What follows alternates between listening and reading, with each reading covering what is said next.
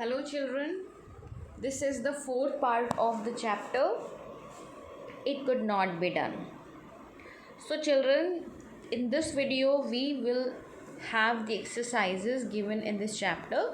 So first exercise is based on true and false. So statements or the sentences are written here. We need to understand after reading it, and definitely if you are able to understand these lines and if you have read the chapter properly, if you have gone through the videos properly, definitely it will be easy for you to identify whether the statements are right or wrong.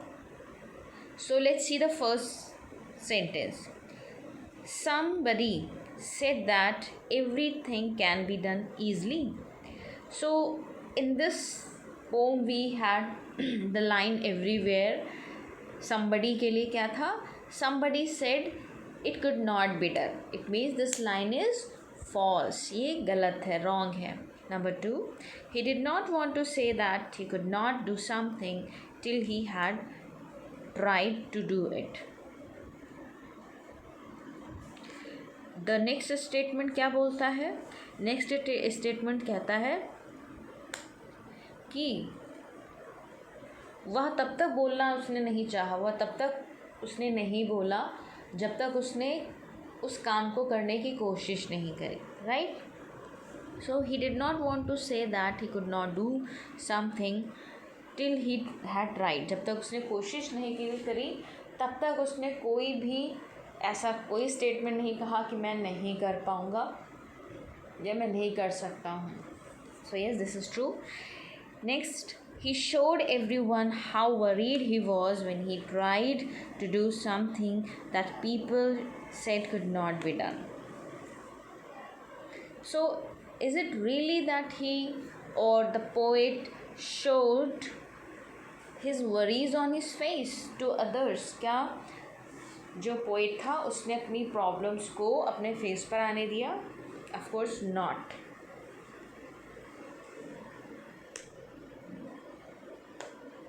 He managed to do what he set out to do. So whatever the poet or the positive person decided, वो ऐसा कर पाया. Yes, he was able to do. और वो manage कर पाया. He tackled what he decided to do. The last sentence is he liked to sing while he was at work. Yes. सो जब भी वो काम करने जाता था या काम की शुरुआत करता था, he would always prefer singing. Right. तो अपने काम करने के दौरान वो गाना प्रेफर करता था. So this statement is also right. Now will see the next exercise. Now children, in this next exercise we will have rhyming scheme. You may remember in your previous class we had this already, right? हमने rhyme scheme करा था. तो rhyme scheme क्या करेंगे? Because we already know this, so we will revise it. हम इसे फिर से एक बार देख लेंगे, समझ लेंगे. So rhyme scheme क्या होती है? Rhyme scheme basically जो line यानी जो पोम होती है, जो कविता होती है, वो जो लाइन जहाँ पर ख़त्म होती है वहाँ का जो वर्ड होता है, हम उस वर्ड के यानी लाइन के अंत वाले वर्ड का जो साउंड होता है, म्यूज़िकल राइम हम मैच करते हैं. Let me give you the old example. That time also I give you one example. Our nursery rhyme it was twinkle twinkle little star, how I wonder what you are, up above the world so high, like a diamond in the sky. So children, अब आपने देखा कि first line में क्या था? Star. दूसरी line में क्या था? Twinkle twinkle little star, how I wonder what you are. So star और आर का जो साउंड है वो सेम यानी एक जैसा आ रहा है. हाई और स्काई, इसका भी साउंड एक जैसा आ रहा है. तो ये जो वर्ड्स एक दूसरे से मैच करते हैं, उनकी साउंड सुनने में सेम आती है. हो सकता है वो अलग दिख रहा हो, लेकिन अगर उनका साउंड सेम आ रहा है तो हम उसको राइम स्कीम कहते हैं। जैसे late me give you one more example. जैसे मैंने कहा बाय बाय, सॉरी बाय और हाय, तो इसमें आई जो राइम है वो आ रहा है। राइम म्यूज़िक, जो म्यूज़िक आ रही है वो क्या है, आई। ठीक है, तो rhyme scheme basically it gives a beauty to the poem और इट मेक्स इट इफ़ेक्टिव, उसको और ज़्यादा प्रभावशील बनाती है। अब यहाँ पर एक एग्जाम्पल दिया हुआ है। The lady I find is really very kind. She feeds the poor who come to her door. Right? तो चिल्ड्रन, अब आपने देखा यहाँ पर जो फाइंड और काइंड है दोनों एक ही जैसे ऑलमोस्ट साउंड कर रहे हैं, तो हमने इनको एक राइम दे दी ए। ठीक है, अब क्योंकि तीसरी और चौथी लाइन में पहले और दूसरी से राइम बिल्कुल डिफरेंट है, तो हमने क्या किया, तीसरी और चौथी लाइन को दूसरा राइम दे दिया, वो क्या है, बी। ठीक है, तो यहाँ पर हमने दे दिया थर्ड और फोर्थ लाइन को हमने क्या दे दिया, बी राइमिंग दे दी। तो अब इस पूरी 4 लाइन्स का जो राइम स्कीम बनेगा वो क्या हो जाएगा, A B B. This is as similar as twinkle twinkle little star. ठीक है, उसमें भी ए बी बी राइम ही बना था।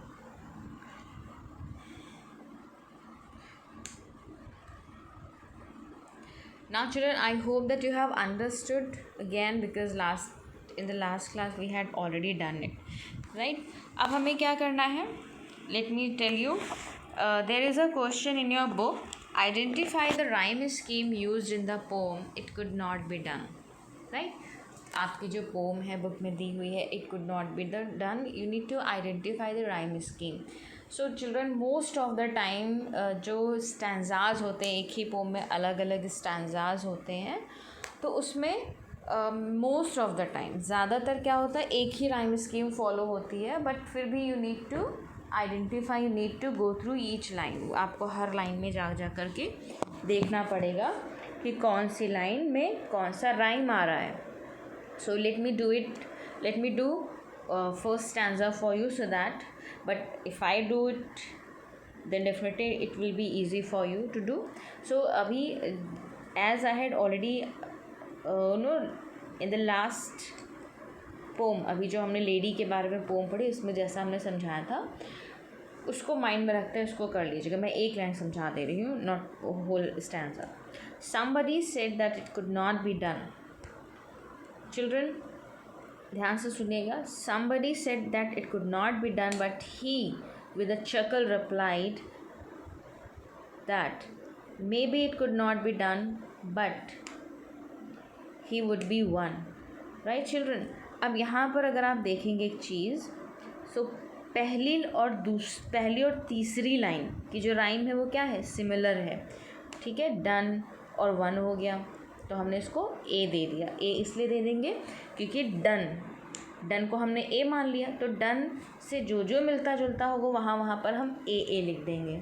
फिर दूसरी लाइन अगर हम देखेंगे रिप्लाइड, और चौथी लाइन देखेंगे लिखा है ट्राइड। ठीक है, तो रिप्लाइड एंड ट्राइड, रिप्लाइड में हमने बी लिखना है।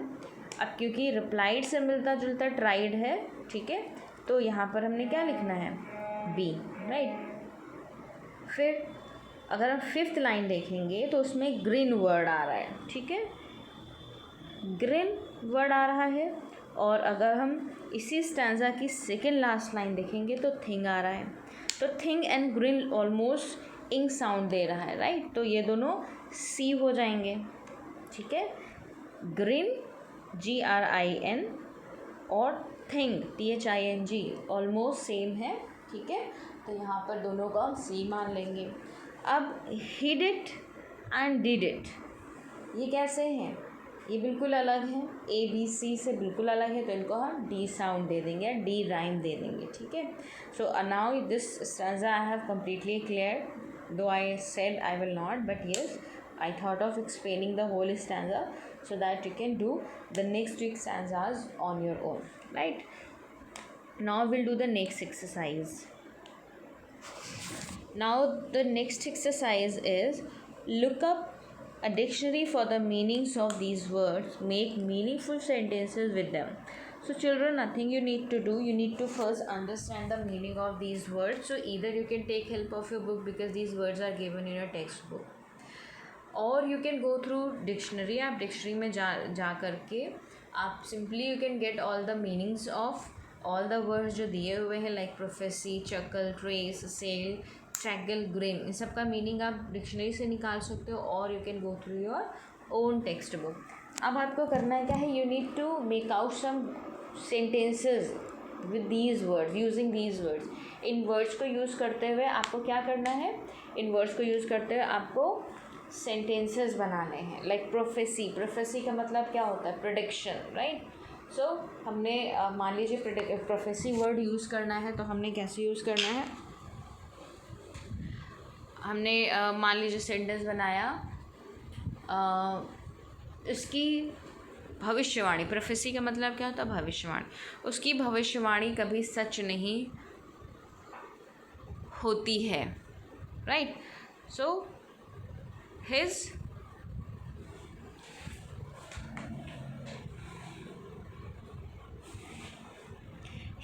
prophecy is never made true, या he never makes true prophecy. So इस तरीके से आपको मीनिंगफुल सेंटेंसेस बनाना है, right. So children, I hope that you have understood these 3 exercises, and I wish that you complete it on your own, though I'll be solving all the exercise for you in the question bank. So children, take care, bye bye.